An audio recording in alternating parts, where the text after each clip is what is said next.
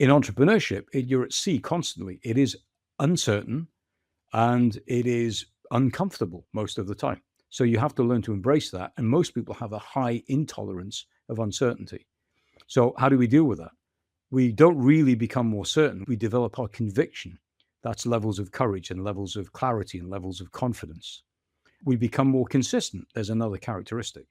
So we in character-led business talk about building the business owner through building the character, therefore, and as such, building the business as a consequence. Not build the business, build the person. The reality is it's a bit of both. Sometimes you need the challenge of the business to build the character. Sometimes you can get ahead of it and develop yourself before you do the thing.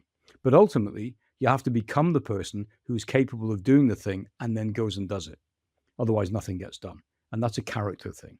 So that's what we mean by character-led business. How many years the novice can spend to develop like character and after then the business matching the character? This is where the CLB, the character-led business methodology, and our kind of brand of coaching can help to collapse time, because we can help people figure this stuff out and again, learn the problem that they're solving, understand the problem they're solving, which is actually the problem here is I'm not consistent enough. It isn't that I need more sales or I need more leads or I need to put my prices up. I'm actually not consistent enough. Therefore, this thing is not happening.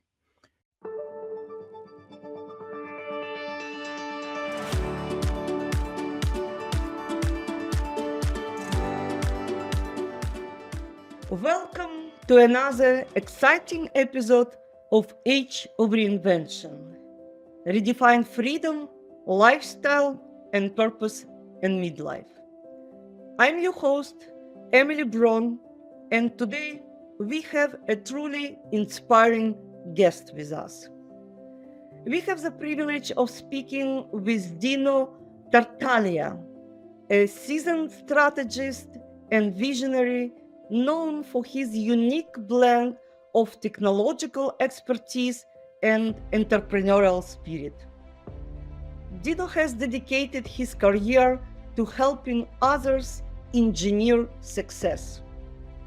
As the co-founder of Success Engineers company, Dino has transformed countless lives using innovative methods like neuro-linguistic programming and building strong, supportive communities. With over 3 decades of experience spanning engineering, consulting, and business coaching, Dino transforms the landscape for over 1,000 businesses, helping them thrive by focusing on what matters most. Dino is here to share some invaluable insights on personal growth, reinvention, and finding purpose in midlife. Get ready for enlightening conversation that promise to inform and empower you to leap into your midlife transformation. Welcome, Dino. I was looking forward for a long time to meet you in my Age of Reinvention studio. It's an absolute pleasure to be here, Emily. Thank you for inviting me. I am happy and I have a list of questions. Dino, you've had incredibly diverse career journey from electronic engineering to becoming a successful coach. What inspired you to shift gears and dive into the world of coaching? And did you arrive at your coaching chapter and your reinvention after 50? Oh, good questions. Good questions, Emily. Okay. So the inspiration, I guess it was more a natural evolution. So I started life as a young engineer in eventually the oil and gas business, traveling the world and doing what I did in troubleshooting. So I was designing systems and then troubleshooting systems. And then I started finding that the problems with the systems were people all the way down. So it was the way that systems were implemented, the way they weren't being run, the design of them. There was a flaw that always went back to the designer or the design team. So I started getting quite good at troubleshooting people issues and issues created by people, unintentionally generally, and systems and processes. So the whole thing started to move into business transformation, as it's called now, business improvement. And I became what was then a Lean and a Six Sigma black belt, now Lean Six Sigma. I got into all of that. I really loved it, found that I had a bit of a talent for it. But my leaning into understanding people and the tendency to do what I call complexify instead of simplify the environment and the situation was where most of the problems were. So we ended up solving the wrong problem. And from that, I started mentoring other people and troubleshooting businesses directly, and got into the consultancy business in terms of troubleshooting businesses at that level.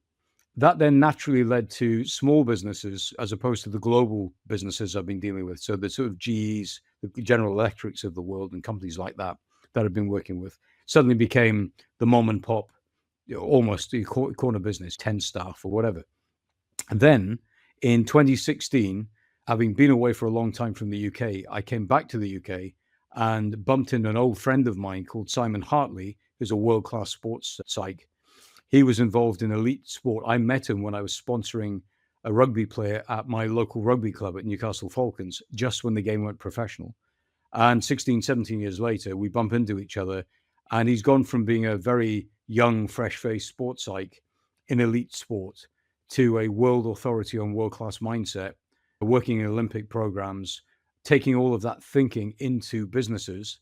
And he'd written 6 books. So I read 2 of his books, and I said, mate, seriously, we've got to get our heads together, because I have some ideas around business models and critical thinking skills and troubleshooting and the mindset piece, what we call mental game. We could fuse that together. And I know that a lot of small business owners could really do with that. Well, it turns out that as we started Success Engineers, which is what came about in 2017, that we struck a chord with middle-aged people mainly. So people like ourselves. Simon at the time was in his late 40s, and I was in my 50s. And we found that mainly women, surprisingly, even though we have a male brand, because we thought our audience would be male, most of our audience ended up being female. We're 82% female now. And mainly these are women in their generally late 30s, early 40s through to their mid 60s. And the vast majority are in their late 40s to late 50s. Now, a lot of them aspire to do what I ended up doing, which is traveling the world and working remotely, which I've done for many years now.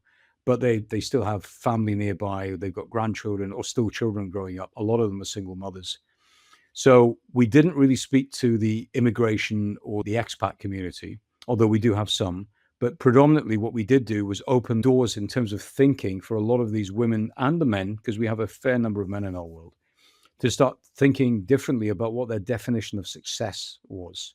Because a lot of them had really narrowed the frame, and they were thinking very literally, very narrowly, very thinly about just earning the next buck, about keeping their heads above water, about having a bit of an impact on the world, but not really doubling down on what their purpose was, what their vision was, and also understanding that there were other things in life that were possible for them, which might mean, even if they're anchored to the UK, for example, in our case, traveling a bit more and experiencing other cultures more frequently than the traditional 2 weeks holiday abroad.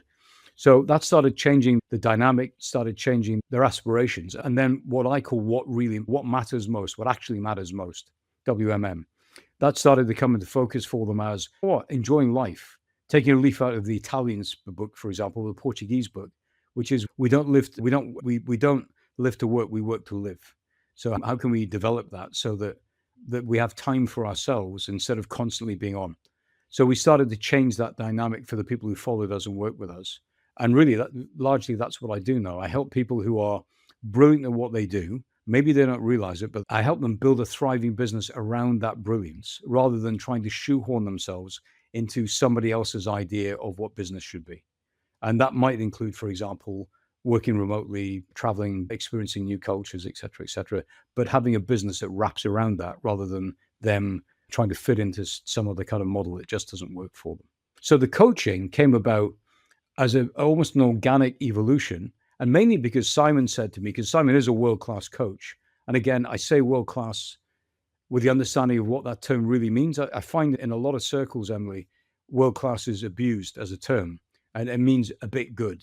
But world-class for us means that you are at the top of your game on a world stage sustainably so over time. And Simon is a world-class person working in a world-class environment because that's his business is called Be World Class. Those are the people he deals with. People who want to find the edges of their potential and stay there. So he said to me, mate, you keep saying you're not a coach because I said for years, I'm not a coach. I'm not a coach. I'm more of a mentor. I tell people what to do because I can see I'm a troubleshooter. I can see what's wrong. I tell them what to fix. And he said, I'm hearing from a lot of people that you're a damn good coach. And I would agree with them. Start calling yourself a coach.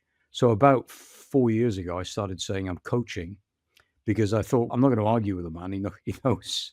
So I became, if you want, a coach. Coaches are different from different Yeah. angles. Yeah, exactly. And I'm speaking lately with many different coaches, and even the name might be the same. They have different approach because and different personalities.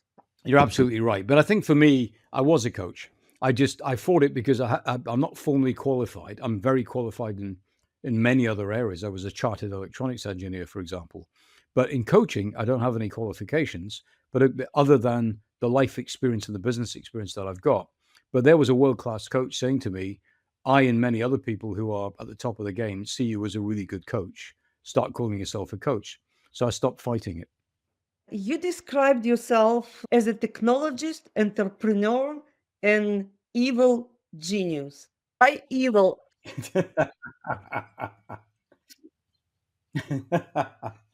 I, I never fit into corporate, is the truth. I was always a troublemaker because I was never happy with accepting a lot of the things that made no sense to many of us, not just me. So I became a bit of a disruptor and a bit difficult.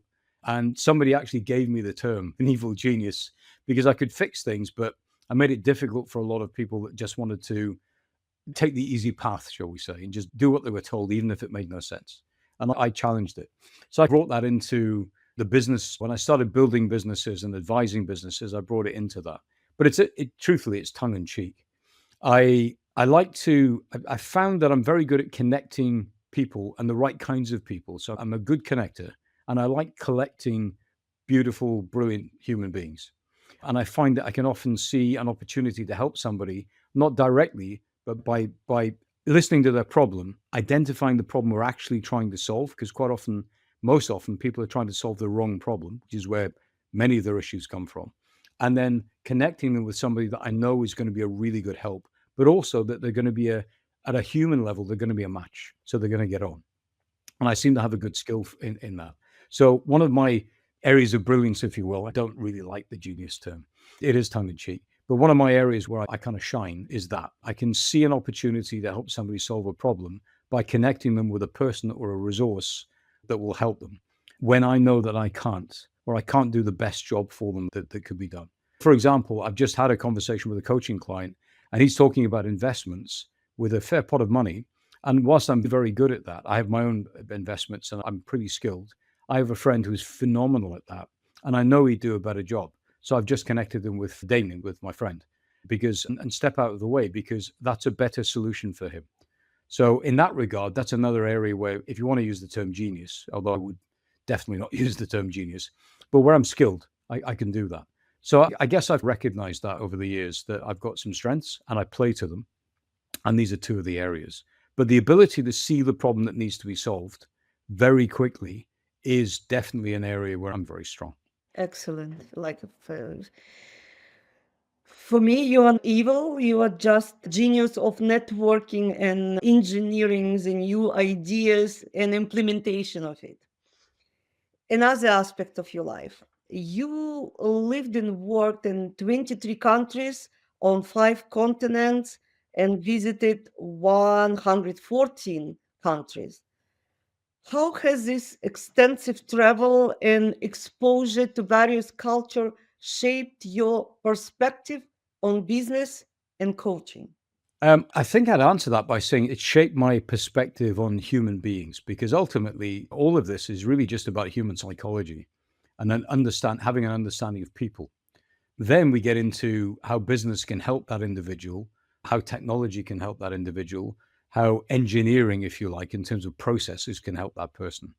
So how connection and communication can help that person. So for me, it comes down to the human, the person in front of you, and whether or not they have a problem that you feel you can help them solve.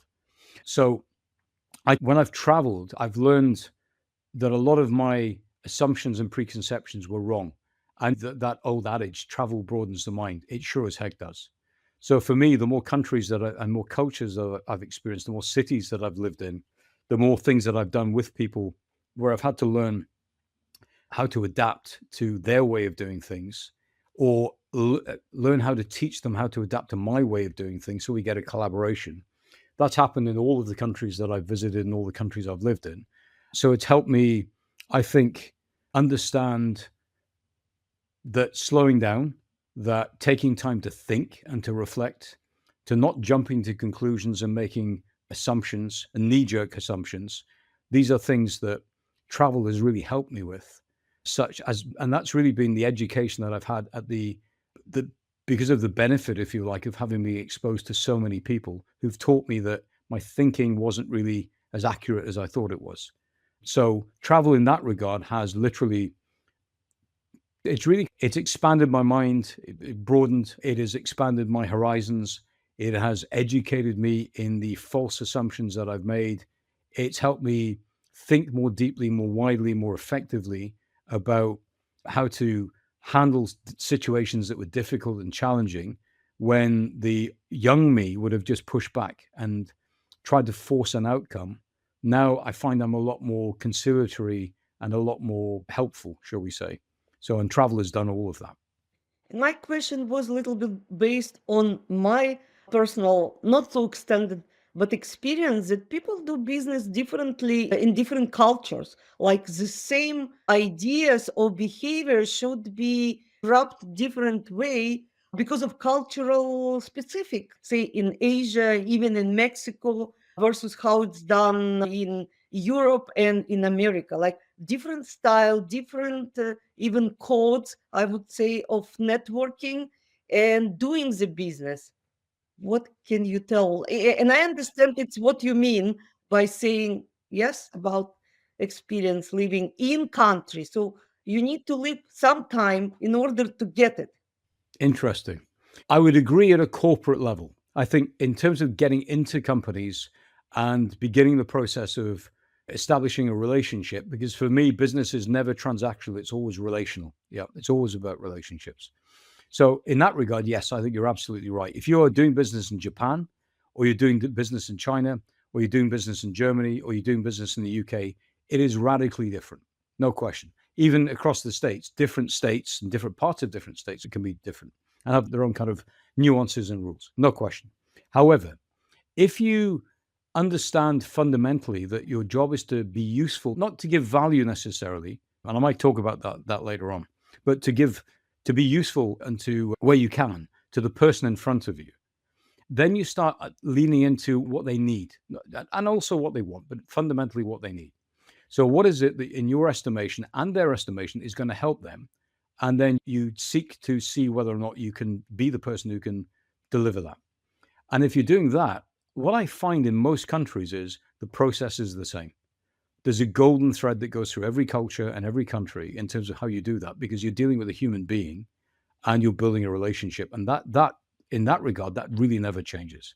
Some of the nuances change because of obviously, cultural constraints or variances, but the essence of it is the same. I'm here to help you. If I can, talk to me. And that's how all my conversations start. You recently became a British expat in Portugal, opening a new life chapter. How has it affected your personal and professional life? And what kind of challenges have you observed or even maybe facing now, despite your such big international business travel experience during your life? So as a traveler, and as a Europhile, I love Europe. Although I love many countries that I've worked and lived in, but Europe is, my people are from Italy, and Europe is very close to my heart. And I like the variety in Europe, that you don't quite get to the same degree in any other part of the world. And because it's so close, everything's so easy to move around. And so having that ripped from us in 2016 in the UK was a significant problem for me as a European. So I was looking for a way to get. I wanted to mitigate my tax situation. I have a big crypto portfolio, so I wanted to mitigate that and protect that. But so I started looking at where I could do that. But I wanted to do that within a territory or a region that made sense to me and spoke to my heart as much as anything else. And that gave me options of predominantly Dubai, Malta, Cyprus, and Portugal. They were the kind of front runners. And as much as I've got many friends in Dubai, and as much as I love visiting Dubai, you couldn't pay me to live there because it feels, to my European heart, it feels very manufactured. Now, for anybody who loves Dubai, great. It just isn't me. So I couldn't see myself living there and spending the rest of my days there. Malta and Cyprus, I wanted to be something more mainland and more connected. So great countries. Malta in particular, I really like. But Portugal was just an obvious choice. The Portuguese are so open, so friendly. They tend not to make assumptions about people, so you can go into a conversation in a pretty open way. They don't judge the same way as a lot of other nationalities do, I find. The only downside really with Portugal is that the language is incredibly difficult, at least for me. Portuguese is not easy. But other than that, great country, easy to get around Europe, easy to get back home, cheap to live in, good weather. It ticked all the boxes. The move was because I'd lived in so many countries and because I at the time was a single man. I'm not now, but I was. It just made sense for me to go and try. And because I've built over the last 10 to 15 years, I've built a remote business. I can, as long as I've got the laptop with me and I've got a 4G or a Wi-Fi connection and a phone, I can work from anywhere. In point of fact, I did that last year. I did a 3-month interrail trip around Europe, visiting 16 countries, which I hadn't done since I was a boy, a young man. And I loved it. And of course, work got done on the train and it was great. I thought, okay, let's do it. Let's go find a place. Let's rent a place for a short period of time and give it a go. So I road tested a couple of bits of Lisbon, for example, and parts of the Algarve and the Silver Coast. And then I ended up in Porto and honestly, Emily, something just flicked a switch in me and captured my heart. I love the city. It's now one of my favorite cities of all the cities I've stayed in. There's an intimacy to it. It's not sprawling in the way that Lisbon is, but it's got a lot of character and it's got all of the major facilities you would want. So I decided to commit to spending a year there, go for my residency, which I got. So I got Portuguese residency some time ago. And that was the other thing that made the decision. The D7, which is the visa that I went for, was very straightforward, very quick, very cheap, pretty much guaranteed to get from day one. I got it in 9 months and I was there. So I spent a year. And then I've just literally in December last year taken out a long-term lease on a 3-bed apartment in a nice area of Porto. And I'm putting some roots down there now. I'm making it my base. But yeah, it was the fact that it was a logical choice initially. And then the heart got captured, if you will, when I went to Porto. And that was it. It made the decision for me. And now a year and a half, maybe a little bit longer since I started the journey, there's nothing telling me that I've made a poor decision. I feel very good about it. Why no Italy, which kind of sounds for me good for you? I'm speaking to you from Ostia. Right now I'm speaking to you from Ostia, the beach of Rome, because my girlfriend, because now I have somebody else in my life, is an international artist who lives in Ostia, who used to live in Rome. And I'd recently got Italian citizenship. I applied 5 years ago. I started the application process 5 years ago for that. It is a long process. I finally got citizenship in January. Yeah, you really need to be patient with the Italians and bureaucracy. But I got it. So I'm going back for my passport at the end of March, back to the UK. And then I'll formally be an Italian citizen, dual citizenship with the UK and 2 passports, which then opens up my options in Europe because the other reason for going to Portugal that I didn't mention was because it's in Schengen, it's possible because there's no border checks to slide into Portugal. Because I have residency, I can stay there as long as I want. So there's no 90-day restriction, but then I can slip out and go to Italy or go to Croatia where my brother lives or go see friends in Germany and nobody really knows, or I have a place still in Warsaw in Poland and go there. And I don't really, unless I get caught, truthfully, there's not really a major risk. And the 90 days really isn't a drama. So Portugal, that was another reason for picking Portugal and being inside Schengen. But now that I've got my Italian citizenship, of course, I'm an EU citizen again, and I don't need Portuguese residency anymore because as an EU citizen, I'm entitled to stay there. And that opens up a lot of possibilities. So what I suspect that I'm going to do, Emily, is keep the place in Porto and eventually buy in Porto because the two of us, Barbara and I, my girlfriend and I, love the place. Come back across to Rome, maybe end up in somewhere like Sicily, which I love, and spend 5 or 6 months getting my Italian sharpened up and experiencing Italy again because I love the country. But I have to say that on balance in terms of quality of life, Porto for me is a tremendous place to stay. So I'm likely to keep my base in Porto, come and stay in Italy, but I'm gonna spend maybe 6 months in Italy in a single hit for a while and sublet my place in Porto, then move back to Porto and continue traveling. That's the plan. Genius. No, I know that it's a good strategy and you navigated all what you could based on your roots. And you still have UK, European Union, and Italy in all options open after making this double citizenship. Actually, I'm working on the same, but my application to Romanian embassy, like only 4 years, I didn't get yet result.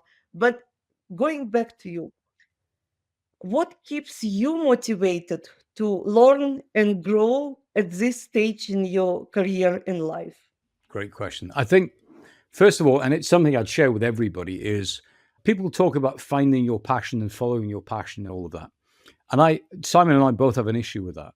I think passion isn't something you find. Passion is something that appears, it emerges, and it comes from your deep sense of curiosity about something where you go down a rabbit hole, you go down a time sink, you just lose time because you're so engrossed. And travel is one of those things for me, but also helping people solve challenges and meet challenges and solve problems I'm passionate about that. So my passion, if you like, is aligned with a big valuable problem that I solve. And I happen to do that against a backdrop or an environment of travel and working internationally. I don't think there's a time when you ever switch that off. So there is no retirement age for somebody who's deeply curious. Yeah. So for me, that's the answer is I keep working, I keep doing what I do because it energizes me. And I get a big kick out of seeing somebody move forwards in their life and knowing that I've made some contribution to their story, if you like, and to their journey in a positive way. And for me, that will never change. Now, the balance and the dynamic in terms of the amount of work that I do and the amount of time that I take to just smell the roses and spend time with Barbara and travel and visit places, that may change in time. I'm 60. I just turned 64 the other day. So maybe by the time I get to 67, 68, that will change. And life and health and whatever will do what it does. But for now and for the immediate future, I put some hours in because I just love it. And I don't see that changing anytime soon. Thank you. What advice would you give someone just starting the business in midlife or trying to change their life in a new way, especially if they have brilliant idea but struggling with the business side of things? Great question. Okay. There's a few moving parts to that. I think first of all, I'd clarify what I said earlier on about being useful to the person in front of you. I think first of all, and also what I said about aligning your passion, understand what you're deeply curious about, understand where your expertise and your skills are, but don't think about monetizing your skill necessarily. That can work. But really, if you get passionate about solving a big, valuable problem out in the world, so this is a problem that many people have, and you align your skills with that, and you align your curiosity, your passion with that, then you become deeply invested in solving that problem. Then that gets you through the difficult times and the difficulties of setting up a business and making a business work. So that's key. Understand also that our job is not to bring value necessarily. This is my view. Value is in the mind of the beholder. So it's not for us to say that something that we're offering is valuable. What we're trying to do is prove useful or offer something useful to the person in front of us and understand that they have the capacity to extract the value.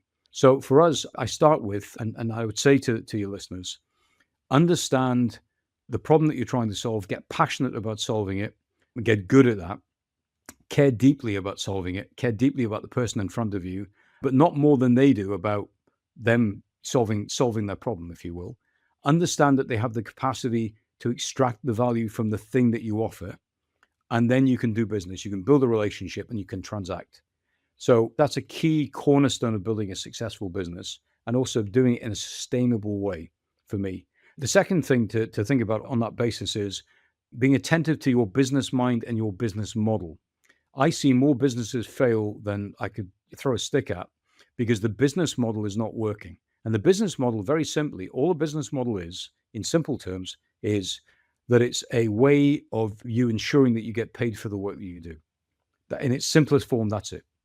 I see people operating. We can talk about being strategic and about developing your critical thinking skills and a whole raft and getting your mindset right. All these things matter, but understanding how to put all of this into a business model and your business mind and develop both of those things and bringing your character to bear on the business. So this is the level of courage that you develop, the amount of integrity that you have, the level of honesty you bring, except the amount of resilience that you have, how anti-fragile you can become. These things all matter. Stepping into business and understanding that these things are in play, these are characteristics that need to be grown, and that you need to develop your business mind and your business model. That gives you a place to go and something to get. Most people start businesses looking to monetize their skills with no idea about how they're going to do that. And for me, that's the way of pain. So knowing what you're stepping into and knowing the things that you need to focus on are really helpful. And all of it, of course, starts with clarity. Before you do anything, get clear on what it is that you're trying to do. And again, I go back to what's the problem that you're trying to solve, that you're passionate about solving, and where is the market for that, where people want that solution. They want that problem solved. If you try and, the old adage is, don't sell what you make what sells. So make sure that what you're offering to the world has that value. They can see that. Otherwise, you're trying to force an outcome. And that's, as we said earlier on, that's never a good thing. I